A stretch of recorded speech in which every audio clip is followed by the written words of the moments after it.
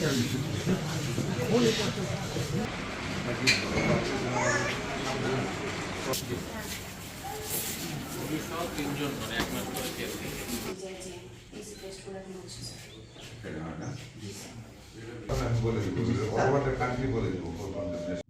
5 তারিখে আপনাদের সাংবাদিকদের একটা প্রতিবেদন আমরা মিডিয়ার মাধ্যমে দেখতে পাই ভিডিওতে, যে ডাক্তাররা প্রেজেন্ট না।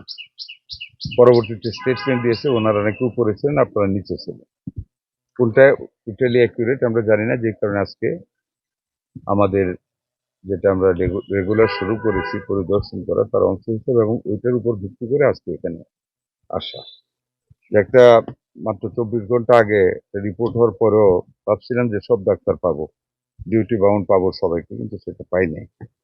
এই হাসপাতালে আপনার টোটাল 27টা পোস্ট আছে, কর্মরত আছেন পোস্টেড ডাক্তার আছে 21 জন, তার মধ্যে আমরা প্রেজেন্ট পেয়েছি 8 জন, আর আপনার 4 জন আছে কয়জন, 5 জন ছুটি, ডেপুটেশন, তারপর অফ ডে মিলে 4 জন বাদ দিলে আমাদের থাকে কয়জন, 16 জন থেকে আমরা 8 জন প্রেজেন্ট পেয়েছি।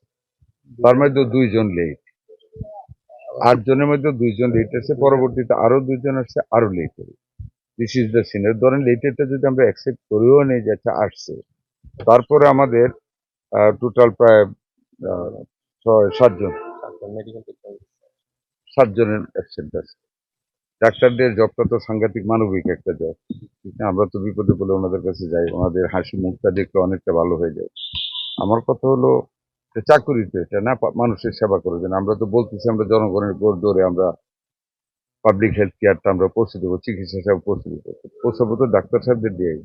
এই তো সিনারিও বললাম, এখন আমি যাই, আমি আমার উপর তো ক্ষমতা আছে না, সবার সাথে আলাপ করে নিয়ম অনুযায়ী যা করা যায় তাই করবো। পরে রেবিসকে আমরা গত 3-4 দিন আগে রাত্রে আপনারা নিশ্চয়ই দেখেছেন, আমরা রেবিসের একটা ওয়ার্ল্ড হেলথ অর্গানাইজেশনের একটা কন্ডিশনের কারণে টেন্ডার পথে দেরি হয়েছে, সেই মানে ওইটাকে আমরা বাদ দিয়ে আমরা ক্যাশ টাকা দিয়েছি রেবিসের টিকা কেনার জন্য। আমি টিএইচএ প্রশাসকে বলেছি আগামীকাল কিনতে, ওনার এটা প্রত্যেক উপজেলায় আমরা ইনস্ট্রাকশন দিয়ে দিয়েছি, and cash has been allocated.